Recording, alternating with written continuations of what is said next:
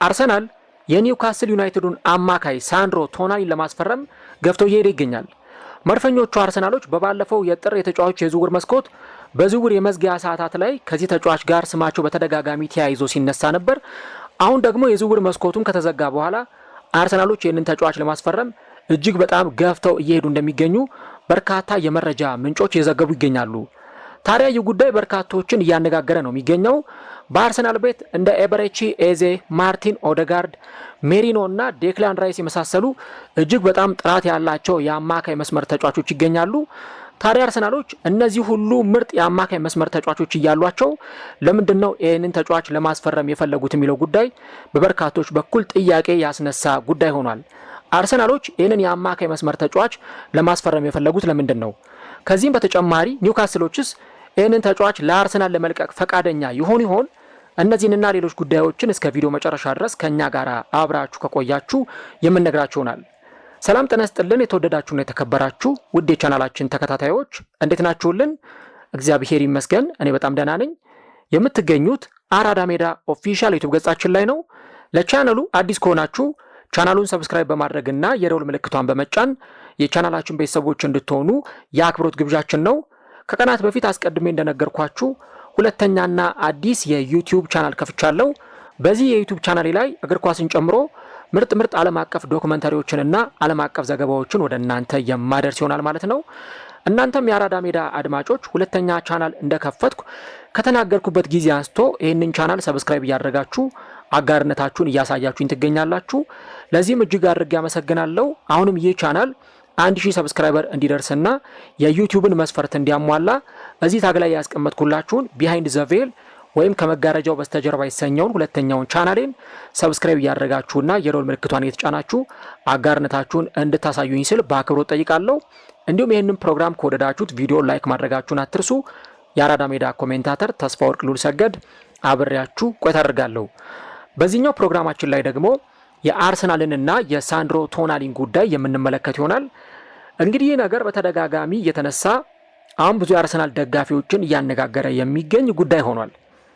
በባለፈው የበጋው የጥር ተጫዋቾች የዝውውር መስኮቱ ሊዘጋ ሰዓታት በቀሩት ሰዓት ላይ ነበረ አርሰናል ይህንን ተጫዋች ለማስፈረም እንቅስቃሴዎችን እያደረገ ነው የሚል መረጃ ስንሰማ የነበረው። እንግዲህ ሳንድሮ ቶናሊ ትልቅ ፕሮፋይል ያለው የአማካይ መስመር ተጫዋች ነው። ምክንያቱም ከዚህ ቀደም ለኤሲ ሚላን ሲጫወት ተመልክተነዋል። ከዚህ በተጨማሪ ደግሞ በጣሊያን ብሔራዊ ቡድን ውስጥ ወሳኝ ከሚባሉ ተጫዋቾች መካከል አንዱ ነው። አሁን ደግሞ በኒውካስል ዩናይትድ በተለይም ደግሞ በቅርብ ዓመታት የኒውካስል ዩናይትድን ስኬታማ ጉዞዎች ከተመለከትን ለምሳሌ ካራቦ ካፕ ያሸነፈ ቡድን ነው። ከዚህ በተጨማሪ ቻምፒየንስ ሊግ እየተሳተፈ ያለ ቡድን ነው። እነዚህን ነገሮች ስንመለከት ሳንድሮ ቶናሊንም አብረን በዚህ ስኬታማ ጉዞ ውስጥ የምናካትተው ተጫዋች ይሆናል ማለት ነው። ታዲያ ይህ ተጫዋች እንግዲህ አሁን ከአርሰናል ጋር ስሙ ተያይዞ የተነሳ ብቻም ሳይሆን አርሰናሎች ይህንን ተጫዋች ለማስፈረም በጣም ገፍተው እየሄዱ እንደሚገኙ ነው እየወጡ ያሉ መረጃዎች የሚያሳዩት። በተለይ ከዛው ከጣሊያን የሚወጡ ሪፖርቶችና መረጃዎች እንደሚገልጹት ከሆነ ይህንን ተጫዋች ለማስፈረም የሚደረገውን ፉክክር አርሰናል በላቀ ሁኔታ እየመራ እንደሚገኝ እነዚህ የሚወጡት በርካታ መረጃዎች ያሳያሉ። እንግዲህ ሳንድሮ ቶናሊ ወደ አርሰናል ቢመጣ ለአርሰናል ብዙ መጨመር የሚችላቸው ነገሮች አሉ። ይሄ ምንም የሚያጠያይቅ ጉዳይ አይደለም። ምክንያቱም እንደምትመለከቱት ተጫዋቹ ቅድም እንዳልኩት በኒውካስል ዩናይትድ እጅግ በጣም የሚፈለግ አስገራሚ ተጫዋች ነው። ኢቭን እንደውም አሁን አርሰናልን ብቻ ነሳን እንጂ ሪያል ማድሪዶች እንደውም የኤፍኤ ካፕ ጨዋታ ለመመልከት ኒውካስል በማንቸስተር ሲቲ 3-1 የተሸነፈበትን የኤፍኤ ካፕ ጨዋታ ለመመልከት ስካውቶቻቸውን ወይም ደግሞ መልማዮቻቸውን ሪያል ማድሪዶች ሳይቀሩ ወደዚህ ጨዋታ ልከው ነበር። ይሄ ማለት ሳንድሮ ቶናሊ ላይ ያለው ፍላጎት የአንድ ክለብ ብቻም ሳይሆን ሌሎች ክለቦችም ይህንን ተጫዋች ለማስፈረም ከፍተኛ ፍላጎት እንዳላቸው በደንብ የሚያሳይ ጉዳይ ይሆናል ማለት ነው። ማንቸስተር ሲቲ፣ ማንቸስተር ዩናይትድ እንደዚሁ ከተጫዋች ፈላጊዎች መካከል ይጠቀሳሉ። አርሰናልም ራሱ የተጫዋቹ ፈላጊ ነው እና ተጫዋቹ እስከ 2030 ድረስ በክለቡ የሚያቆየው ኮንትራት አለውና ምናልባት ተጫዋቹን ለማግኘት የሚደረገው ጥረት ለክለቦች ቀላል የሚባል አይነት ላይሆን ይችላል። ግን ደግሞ መድፈኞቹ ተጫዋቹን ለማስፈረም ገና ካሁኑ ነው እንቅስቃሴዎችን እያደረጉ የሚገኙት እና እንደውም አርሰናሎች በጣም ገፍተው እየሄዱ እንደሚገኙ ቱቶ ስፖርት ይዞት የወጣው መረጃ ያሳያል። ምናልባት ኒውካስል ዩናይትድ ተጫዋቹን የመልቀቅ ፍላጎት የለውም፣ ግን ገፍቶ የሚመጣ ክለብ ካለ ይህንን የ25 ዓመት ተጫዋች ለማስፈረም 100 ሚሊዮን ፓውንድ ለኒውካስል መክፈል እንዳለበት እና ኒውካስሎቹም ከዚህ ተጫዋች ዝውውር 100 ሚሊዮን ፓውንድ እንደሚፈልጉ እነዚህ የመረጃ ምንጮች ያሳያሉ። አሁን እንግዲህ አርሰናል ተጫዋቹን ለማስፈረም ለምንድን ነው በዚህ ደረጃ ሊንቀሳቀስ የቻለው? በዚህ ደረጃ ለምንድን ነው ተጫዋቹን የፈለገው የሚለውን ነገር እንግዲህ ስናነሳ ያው በየክለቡ ላይ የአማካይ መስመር ፍላጎቶች አሉ። የአማካይ መስመር ተጫዋቾችን ለማምጣት እንዲሁ ደግሞ የአማካይ መስመር ቀዳዳዎቻቸውን ለመድፈን እንዲህ አይነት ኳሊቲ ያላቸውን ተጫዋቾች የማስፈረም ከፍተኛ የሆነ ፍላጎት አላቸው እና ቱቶ ስፖርት እንደውም አንድሪያ ቤርታ የአርሰናሉ ስፖርቲንግ ዳይሬክተር የሳንድሮ ቶናሊ በጣም ትልቅ አድናቂ እንደሆነና እንዲሁ ደግሞ ይህንን ተጫዋች ወደ ሰሜን ለንደኑ ክለብ አርሰናል እንዲመጣ ለማድረግ ከፍተኛ ፍላጎት እንዳለው እነዚህ የመረጃ ምንጮች በደንብ ያሳያሉ። እንደውም ተጫዋቹን በተመለከተ ብዙ ሰዎች የተለያዩ ሀሳቦችን ሲያነሱ እንመለከታለን።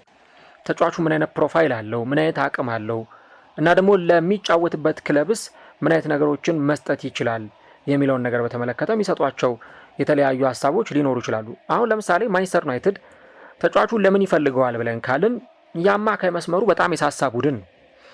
ካዜሜሮ ክለቡን ለቆ ይወጣል በዚህ ዓመት መጨረሻ። ኤልዌት አንደርሰንን ለማስፈረም የሚፈልጉ ነበር። ተጫዋቹ ወደ ማንቸስተር ሲቲ የሚያቀና ይመስላል። ስለዚህ እዚህ ቦታ ላይ ያለውን ቀዳዳ ለመድፈን ወይ ቶናሊን አሊያም አዳም ዋርተንን የመሳሰሉ ተጫዋቾችን ነው ሲያስፈርሙ ልንመለከት የምንችለው ማለት ነው። እና ይህንን ተጫዋች ግን ለማግኘት ደግሞ አርሰናልም በጣም በጥሩ ሁኔታ ከፍተኛ ፍላጎት አለው ከሌሎች ተጫዋቾች ጋር እንዲጣመር፣ እንዲሁ ደግሞ ከቡድኑ የአማካይ መስመር ተጫዋቾች ጥራት ጋር ይህን ነገር ማጎልበት ይፈልጋሉ። በአርሰናል በኩል ይህንን ነገር ስናነሳ ቀጥታ የምናገናኘው ባለፈው ካወራ ነው የአርሰናል የስኳድ ማኔጅመንትና የአርሰናል የስኳድ ሪሼፕ የማድረግ ጉዳይ ነው። ባለፈው እንግዲህ ዘ ቴሌግራፍ አንድ ዘገባ ይዞ ወጥቶ ነበረ። ያ ዘገባው ምንድን ነው የሚለው አርሰናል ምናልባት በመጪው ክረምት ወሳኝ ከሚባሉ ተጫዋቾቹ መካከል የተወሰኑትን ሊለቅ እንደሚችል እነዚህ መረጃዎች ያሳያሉ እና ያለምንም ጥርጥር ወይም ደግሞ ያለምንም ጥያቄና መልስ ከአርሰናል ለቀው የሚወጡ ተጫዋቾች እንዳሉ ግልጽ ነው። ለምሳሌ ሉዊስ ስኬሊ በአርሰናል በቂ የሆነ የጨዋታ ደቂቃን እያገኘ አይደለም፣ ስለዚህ ከዚህ ክለብ ለቆ መውጣት ይፈልጋል የሚሉ መረጃዎችን ይህን ሰሞን እያየን ነበር። ማርቲን ኦዴጋርድ እስካሁን ድረስ ገና ቁርጡ አልታወቀም። ከአርሰናል ለቆ ሊወጣ የሚችልበት እድል እንዳለ በርካቶች ይናገራሉ። ከዚህ በተጨማሪ ደግሞ ሌሎች የአርሰናል ተጫዋቾችም እንደዚሁ ከአርሰናል ሊለቁ እንደሚችሉ ስም ዝርዝራቸው የተጠቀሰ ተጫዋቾች አሉ። እነ ሊያንድሮ ትሮሳርድ፣ ማርቲኔሊ አይነት ተጫዋቾች። ስለዚህ አርሰናል ከነዚህ ውስጥ እንደው የተወሰኑትን እንኳን ቢለቅ ሌሎች ተጫዋቾችን ደግሞ ወደ ቡድኑ በማምጣት እነዛን ተጫዋቾች የቡድኑ አባል ማድረግ ይፈልጋል። በአርሰናል ቤት እንግዲህ የአማካይ መስመሩ በጣም የተተወና የተዘነጋ ቦታ ይመስላል። ለምሳሌ የተከላካይ መስመር ላይ አርቴታ እንደ ልቡ ተጫዋቾችን ማፈራረቅ ይችላል። እንደ ልቡ ሳሊባ፣ ማጋሌሽ፣ ካላፊዮሪ፣ ሂንካፔ፣ ቲምበር፣ ቤን ዋይት፣ ስኬሊ የመሳሰሉ ተጫዋቾች አሉት። ቢያንስ በአንድ ቡድን ውስጥ 7 እና 8 የሚጠጉ ተጫዋቾች አሉ። ተጫዋቾችን ለማፈራረቅ በቂ የሆነ ሪሶርስ አለ። ወደ ሌሎቹም ቡድኖች ደግሞ ብታቀኑ ለምሳሌ ወደ ፊት መስመሩ ደግሞ ብትሄዱ ዩኬሬስ፣ ካይ ሃቨርትዝ፣ ጋብርኤል ሄሱስ፣ ማርቲኔሊ፣ ትሮሳርድ፣ ኤብሬቼዜ፣ ቡካዮ ሳካ፣ ማድዌኬ የመሳሰሉ ተጫዋቾች ይገኛሉ። ትንሹን ታዳጊ ተጫዋች ማክስ ዳውማንን ጨምረን ማለት ነው። ነገር ግን የመሃል ሜዳው ላይ አማራጭ እምብዛም የለም። ሊኖሩ ይችላሉ፣ ግን ደግሞ አርቴታ የሚያምንበት ሆኖ እስካሁን አልተገኘም። እዚህ መሃል ሜዳ ላይ ኦዴጋርድ አለ፣ ግን ጉዳት እየተደጋገመበት ነው። አሁን ሲጎዳ ለ4ኛ ጊዜው ነው የተጎዳው። 2 ጊዜ ትከሻ ጉዳት አጋጥሞታል። አሁን ደግሞ የጉልበት ጉዳት እንዳጋጠመው ነው እየተመለከትን የምንገኘው። ተደጋጋሚ ጨዋታዎች ላይ እየተመለከት ነው አንገኝም ማርቲን ኦዴጋርድን። ካይ ሃቨርትዝ ለረጅም ጊዜ ተጎድቶ ነበረ፣ ለወራት ያክል ማለት ይቻላል። ከዚህ በተጨማሪ ደግሞ ኤብሬቼዜ በሚጠበቀው ልክ አይደለም ፐርፎርም እያደረገ ያለው። ሜሪኖ ጉዳት ላይ ነው። ከዚህም በተጨማሪ ደግሞ የአርሰናል የረጅም ጊዜ እቅድ ሊሆን ይችላል ተብሎ አይጠበቅም። ክርስቲያን ኖርጋርድም እንደምታውቁት 30 ዓመት ያለፈው ተጫዋች ነው። አርቴታም ብዙ እምነት እየጣለበት አይገኝም። ስለዚህ አሁን ቡድኑ ውስጥ ዙብሜንዲና ዴክላን ራይስ ያለባቸው ጫና እጅግ በጣም ከፍተኛ ነው እና ለነዚህ ተጫዋቾች ባካፕ የሚሆን ተጫዋች ደግሞ አርሰናል ማስፈረም ይፈልጋል እና ለዛ ነው አሁን ይህንን ተጫዋች ለማስፈረም ከፍተኛ እንቅስቃሴ እያደረጉ የሚገኙት። ምናልባት ኒውካስል ተጫዋቹን አንሸጥም ብለው በእንቢተኝነት ላይጸኑ ይችላሉ። ያላቸውን የፋይናንስ ጉዳይ ለማስተካከል ሌሎች ነገሮችንም ለማድረግ አንዳንድ ተጫዋቾችን ከዚህ ክለብ እንዲለቁ የማድረግ ስራዎችን ሊሰሩ ይችላሉ። ሳንድሮ ቶናሊ ትልቅ ፕሮፋይል ያለው ተጫዋች ነው። በጣም ምርጥ የአማካይ መስመር ተጫዋች ነው። ይህን ተጫዋች መልቀቅ አይፈልጉም። ግን ደግሞ ገፍቶ የሚመጣ ክለብ ካለ ያንን የማያደርጉበት ምክንያት ላይኖር ይችላል። ሳንድሮ ቶናሊ ደግሞ በተለይ እንደ አርሰናል ባለ ክለብ ውስጥ ደግሞ ቢገባ እጅግ በጣም የተለየ ሰርቪስ ለአርሰናል መስጠት ይችላል ተብሎ ይታመናል። ምክንያቱም ተጫዋቹ ብዙ ታለንቶች ያሉት ተጫዋች ነው። በተለይ እንደውም ኤሲ ሚላን በሚጫወትበት ጊዜ በዚህ አጫዋቱ በጣም ይደነቅ እንደነበረ በርካቶች ይናገራሉ።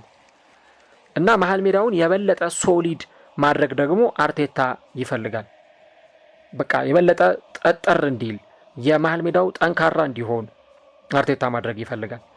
ወርክ ሬቱ በጣም የተለየ ተጫዋች ነው። ለምሳሌ በቃ 90 ደቂቃ ታታሪ ሆኖ የሚጫወት ተጫዋች ነው ሳንድሮ ቶናሊ። እና ደግሞ ቨርሳታይል ነው።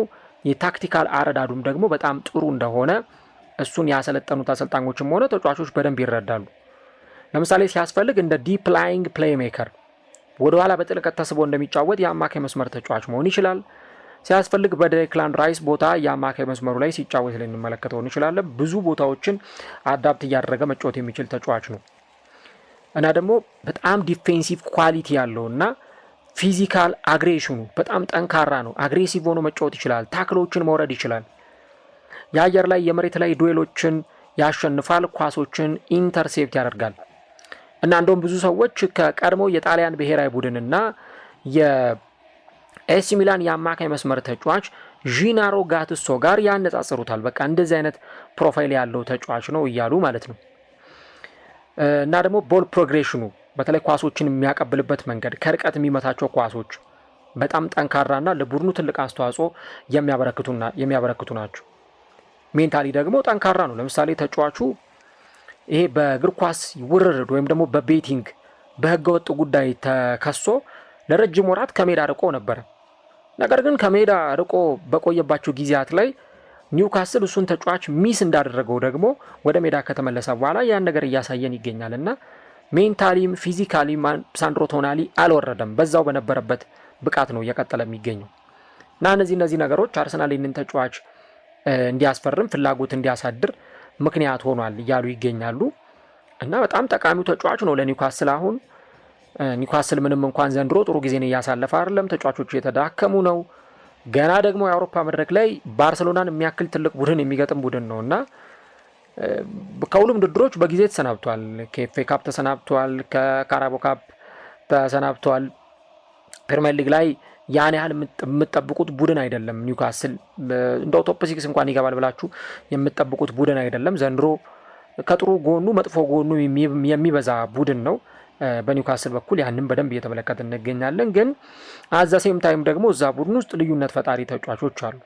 ኒክ ቮልተማደ ከተጽዕኖ ፈጣሪ ተጫዋቾች መካከል አንዱ ነው። ኒክ ቮልተማደ በተለይ ደግሞ ክለቡን አዲስ ከተቀላቀሉና በጣም የሚገርም ጊዜን እያሳለፉ ከሚገኙ ተጫዋቾች መካከል አንዱ መሆኑን እንረዳለን። እንዲሁ ደግሞ ቶናሊም ሌላኛው በጣም ጥሩ አቅም ያለው ተጫዋች ነው እና አንቶኒ ጎርደንም በዚሁ ረገድ የሚነሱ ተጫዋቾች ናቸውና በተለይ አርሰናል ገና ተጫዋቹም እንግዲህ ቢያንስ ከዚህ በኋላ 4 ዓመት 5 ዓመት በደንብ በኳሊቲ ደረጃ እግር ኳስን መጫወት ስለሚችል ይህንን ተጫዋች ለማስፈረም ፍላጎት አላቸው። ተጫዋቹን ለማስፈረም ደግሞ በደንብ ፑሽ እያደረጉ እየሄዱ ይገኛሉ እና አርቴታ የመሃል ሜዳውን በደንብ ጠበቅ ለማድረግ ሶሊድ ለማድረግ እንዲህ አይነት ተጫዋቾችን ማስፈረም ይፈልጋል እና ከሳንድሮ ቶናሊ ጋር ተያይዞ እንግዲህ እንዲህ አይነት ነገሮች ናቸው የተነሱ የሚገኙት። እስቲ ለእናንተ አሳማኝ ነው ወይ አርሰናል እነዚህ ሁሉ የአማካይ መስመር ተጫዋቾች እያሉት ሳንድሮ ቶናሊን ለማስፈረም ወደ ገበያ መውጣቱ ልክ ነው ብላችሁ ታምናላችሁ ወይ? ኮሜንት ላይ ሀሳቦቻችሁን ልታጋሩን ትችላላችሁ። ነገር ግን አንድ እርግጠኛ ሆኜ የምነግራችሁ በዚህ ዝውውር መስኮት በጣም አሰልቺ ከሚሆኑ ዝውውሮች መካከል አንዱ የሳንድሮ ቶናሊ ጉዳይ ይመስለኛል። በቃ በጣም አሰልቺ ዝውውር እንደሚሆን ግልጽ ነው። በዛ ላይ ፈላጊዎቹ ብዙ ናቸው። ማንቸስተር ሲቲ፣ ማንቸስተር ዩናይትድ፣ ሪያል ማድሪድ፣ አርሰናል የተጫዋቹ ፈላጊዎች ናቸው እና ወደ አርሰናል ቢመጣ ምን አይነት አገልግሎት ይሰጣል ብላችሁ ታስባላችሁ? እና ደግሞ አርሰናልስ ይሄንን ዝውውር ፉክክሩን አሸንፎ ተጫዋቹን ማግኘት ይችላል ወይ የሚለውን ነገር ኮሜንት ላይ ጻፉልን። እንግዲህ አርሰናል ተጫዋቹን ለማስፈረም ከሌሎቹም ክለቦች ገፍቶ እየሄደ ነው፣ እየመራም ነው የሚገኘው። እንግዲህ መጨረሻውን ደግሞ የተጫዋቹን ፊርማ ያገኛሉ የሚለውን እንግዲህ የዝውውር መስኮቱ ከተከፈተ በኋላ አብረን የምንመለከተው ጉዳይ ይሆናል።